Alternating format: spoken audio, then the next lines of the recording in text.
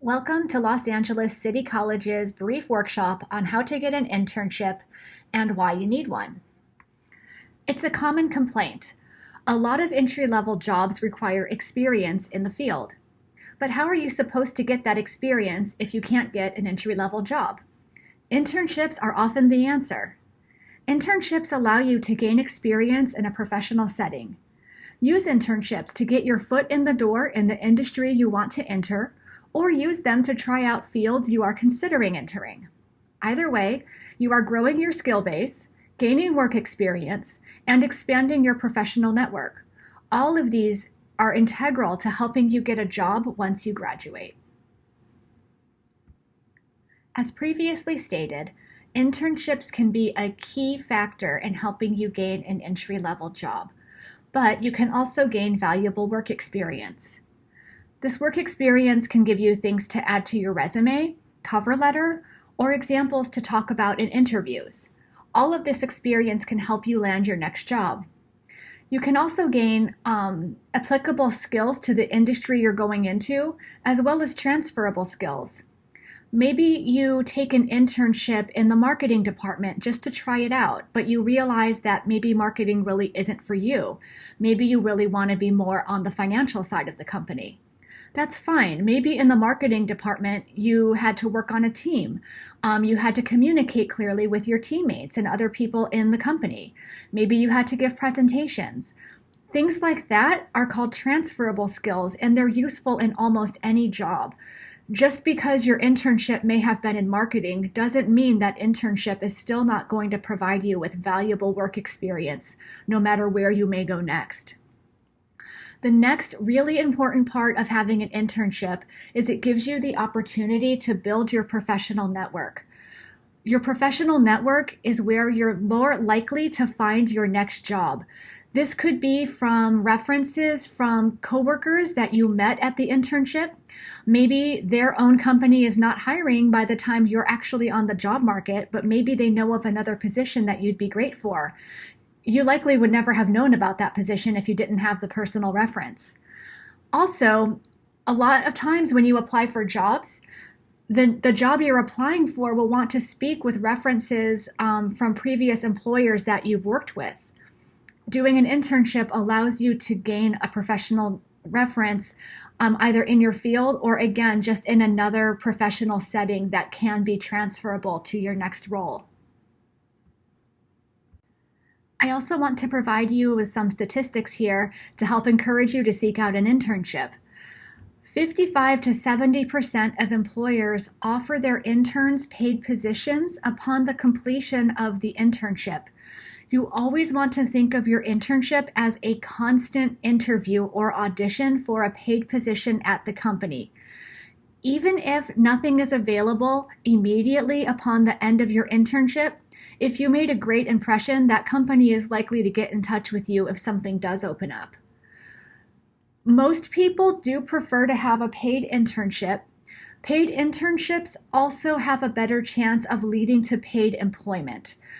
Sometimes, again, employers consider internships an audition for an actual job. And if you make a great impression and do a good job, you are more likely, of course, to be offered a job at that same company. But even if you're not able to get a paid position at the company that you intern for, students who complete an internship are 15% less likely to be unemployed in the first year after leaving college. The reasons for that are probably many, but one of them, again, is because these students have relevant work experiences and references, and those things are invaluable into helping them find a job. So now that you know all the great reasons that you should get an internship, let's talk about how you can get one. So the first piece of advice is you want to start looking for internships early. Often internships can fall during a summer semester, but not always. Sometimes they can be during the regular academic year. But just like an actual paid position, you want to look for an internship 4 to 6 months before you actually wish to be in one. Another thing that you need to have in mind is you need to have a professional resume and cover letter ready to go. In the Career Center, we offer workshops on how to create these documents, but we also offer workshops in interviewing, and we also can do a pretend interview with you to give you constructive feedback. This can really help you present yourself in your best light when you're actually interviewing for internship positions. Okay, so once you've got your resume polished, your cover letter polished, and you're comfortable with your interviewing skills, you might be wondering how to find an internship. So on this slide, on the left-hand side, I've listed 4 general internship databases.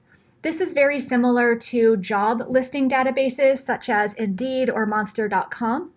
You can go to these websites and put in a certain geographic location, put in a certain field to get internships that apply to like where you'd want to drive to and also the field you're interested in going into. On the left-hand side of the slide, I've got some specialized internship databases. The first 2 relate to government jobs. And yes, this could be for the federal government, but it could also be for state or city local government jobs or internships. Media Bistro offers internships in the entertainment industry. Idealist.org is a good database for nonprofit type organizations and also a good way to find volunteer opportunities. Volunteering is a different thing than interning, but it is something else that you can put on your resume to show that you have experience with certain skills or in a certain field. And then, as you probably could guess, Intern Abroad USA gives you the opportunities to intern internationally. Now, these databases can be useful, but I never want you to underestimate the importance of your personal network. If you've taken classes with professors in a field that you want to go into, it couldn't hurt to ask the professors that you liked the best or got along with the best if they know of any companies that you might be able to intern with. If you're looking for a certain type of internship, even if you don't think anyone you know is related to that industry, let absolutely everyone you know that you're looking, because you just don't know who your friends and family might be in touch with or might know. You know, maybe one of your classmates has a friend whose father works in a certain industry that you want to go into. That type of connection is the most common way people find jobs and internships. It's not necessarily your closest people to you that would connect you, although that could happen. It's usually people who you know by like a second or third degree. So never be shy to let the people in your life know that you're looking. You might be surprised by what you find. Lastly, I want to remind you to please follow LA City's Instagram page for the Career Center. We post almost daily for upcoming workshops or career tips. If you want to see a list of our upcoming live workshops, you can scan the QR code on the right. If you are an LA City college student and you want to book an appointment, you can go ahead and call the number on the slide and you can make an appointment with one of us career counselors. We hope to help you soon and we wish you the best in all your endeavors.